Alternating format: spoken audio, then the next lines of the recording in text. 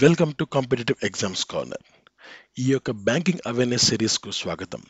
నిన్నటి వీడియోలో నేను రిజర్వ్ బ్యాంక్ ఆఫ్ ఇండియాకి సంబంధించిన ఒక 15 బిట్లు నేను మీకు ఇవ్వడం జరిగింది. ఈ వీడియోలో మరికొన్ని బిట్స్తో మనము ఈ వీడియోని స్టార్ట్ చేద్దాం. సో ముందుగా ఎవరైతే బ్యాంకింగ్ అవేర్నెస్ సిరీస్ చూస్తున్నారో వారికి ఒక స్మాల్ ఇంట్రొడక్షన్. సో ఈ బ్యాంకింగ్ అవేర్నెస్ సిరీస్లో భాగంగా ఫైనాన్స్ అండ్ మనీ గురించి ఆ, దగ్గర నుండి తర్వాత ఇండియన్ ఎకానమీలో బ్యాంకుల యొక్క పాత్ర ఎంత అనేంత వరకు కూడా ఈ యొక్క అవేర్నెస్ సిరీస్ అనేది ఉంటుంది.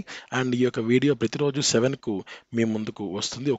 కొన్నిసార్లు ఈ రాకపోయినప్పటికీ కూడా కొన్ని హెల్త్ రీజన్స్ కావచ్చు, పర్సనల్ రీజన్స్ కావచ్చు, వాటి వల్ల రాకపోయినప్పటికీ నెక్స్ట్ మ్యాక్సిమం యావరేజ్గా 7 PM అన్నది ఈ యొక్క అవేర్నెస్ వీడియో అన్నది మీ ముందుకు వస్తుందన్నమాట.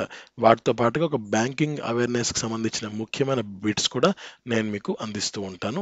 అండ్ ఇది ప్రతి ఒక్కరికి ఉపయోగమే, ఎస్పెషల్లీ మెయిన్స్ రాసే వాళ్ళకు చాలా చాలా ఉపయోగం. అండ్ సైబర్ క్రైమ్స్ విపరీతంగా పెరిగిపోతున్న ఇలాంటి రోజుల్లో ఈ యొక్క అవేర్నెస్ అన్నది ఉండడం చాలా చాలా ముఖ్యం. సో ఇక ఈ యొక్క ఆర్బీఐకి సంబంధించిన రిమైనింగ్ బిట్స్ అనేది ఇప్పుడు చూద్దాం. So RBI declares it's monetary policy on quarterly. So అంటే మనకు 3 నెలలకు ఒకసారి, ఫర్ ఎగ్జాంపుల్ మనకు క్వార్టర్లీ అంటే 4 అన్నమాట. క్వార్టర్లీ ప్రతి 3 నెలలకు ఒకసారి ఈ యొక్క మానిటరీ పాలసీని reserve bank of India declare చేస్తుంది. అంటే మనకు మానిటరీ పాలసీ అంటే ఏం లేదంటే, నేను చెప్పాను కదా, సిఆర్ఆర్ కానీ ఎస్ఆర్ఆర్ కానీ బ్యాంక్ రేటు, రెపో రేటు ఉన్నాయి కదా, అవి ఎంతెంత వరకు చేంజ్ అయ్యాయి. సో మీ విధంగా సరే వాళ్ళు అవి చేంజ్ అయ్యాయా, అలాగే ఉన్నాయా, చేంజ్ అయితే ఎందుకు చేంజ్ చేశారు, ఇంక్రీజ్ అయితే ఎందుకు, డిక్రీజ్ అయితే ఎందుకు, అలానే ఉంచితే ఎందుకు ఉంచారు. సో వీటికి సంబంధించిన క్లారిటీ ఇస్తూ వాటికి సంబంధించిన ఫిగర్స్ని వాళ్ళు బయట పెడతారనమాట ఈ యొక్క మానిటరీ పాలసీలో. తర్వాత which legislation authorised RBI to inspect commercial బ్యాంక్ని వాళ్ళు ఎప్పటికప్పుడు వాళ్ళు వెళ్ళి ఇన్స్పెక్ట్ చేయొచ్చు, అంటే వాళ్ళు విజిట్ చేయొచ్చు. సో ఇది ఈ యొక్క అధికారం ఆర్బీఐకి ఉంది. ఈ అధికారం ఎవరు ఇచ్చారంటే banking regulation act 1949 reserve bank of ఇండియాకి ఇచ్చింది.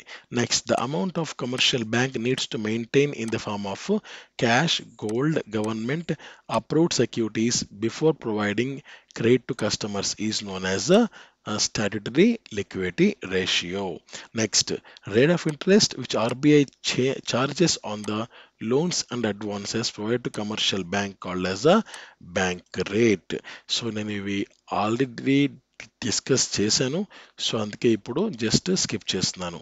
Rate at which commercial bank borrows rupees from RBI is called as a repo rate. చాలా చాలా చాలా చాలా ముఖ్యమైన వర్డ్స్ అండి ఇవి, చాలా ముఖ్యమైన వర్డ్స్ ఇవి.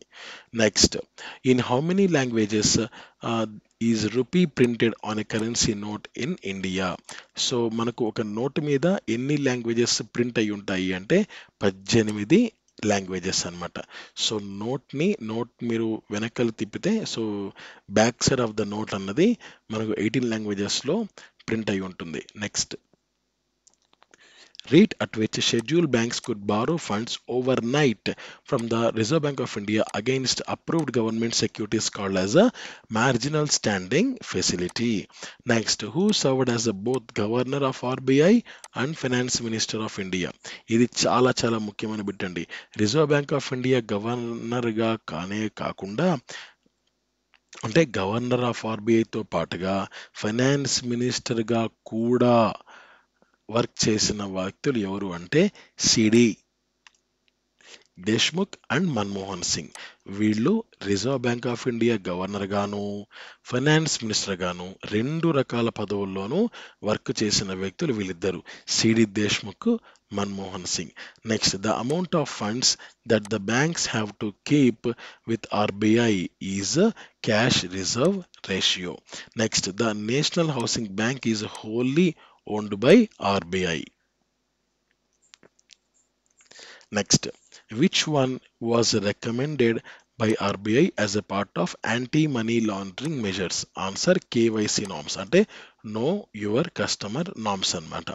Next, G. Padmanabhan committee was appointed by RBI to give the recommendation on which are the following issues? Answer, NBFC అంటే నాన్ బ్యాంకింగ్ ఫైనాన్షియల్ కంపెనీస్కి సంబంధించి కొన్ని రికమెండేషన్స్ చేయమని చెప్పి ఒక పద్మనాభన్ కమిటీని అపాయింట్ చేసింది reserve bank of India.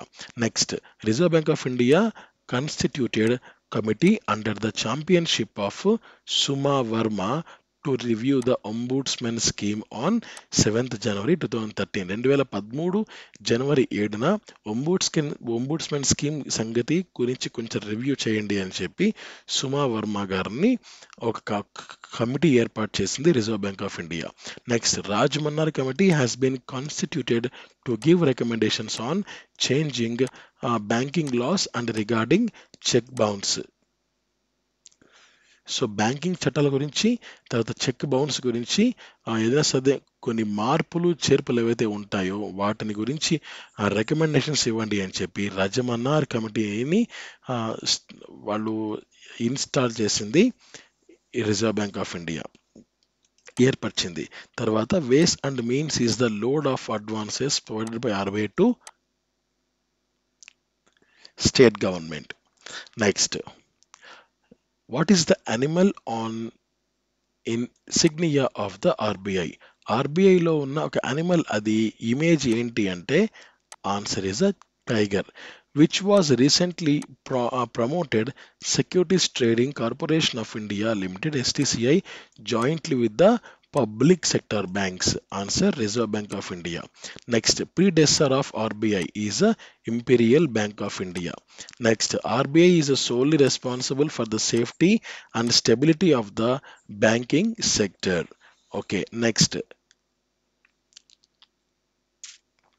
So imperial bank of India గురించి నేను మీకు ఇంతకుముందు చెప్పాను కదా, 3 బ్యాంక్స్ ఉండేవి. సో ఆ 3 బ్యాంక్స్ని వాళ్ళు రిజర్వ్ బ్యాంక్ ఆఫ్ ఇండియా ఏర్పడడానికి ముందు ఉన్న బ్యాంక్ పేరు ఇంపీరియల్ బ్యాంక్ ఆఫ్ ఇండియా. ఇది కూడా ఎలా ఏర్పడింది అంటే మనకు bank of Madras, bank of Bengal and bank of Bombay. So ఈ యొక్క ఐ థింక్ పేర్లు నాట్ ఏబుల్ టు రిమెంబర్.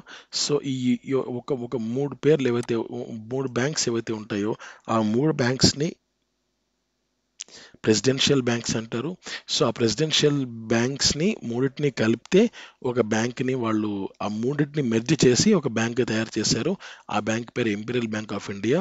అదే నెక్స్ట్ ఫ్యూచర్లో రిజర్వ్ బ్యాంక్ ఆఫ్ ఇండియాగా మారిందనమాట. నెక్స్ట్, ఆర్బీఐ మనకు ఏ రికమెండేషన్ ద్వారా ఏర్పడింది అంటే Hilton Young royal commission recommendation ద్వారా రిజర్వ్ బ్యాంక్ ఆఫ్ ఇండియా ఎగ్జిస్టెన్స్లోకి రావడం జరిగింది.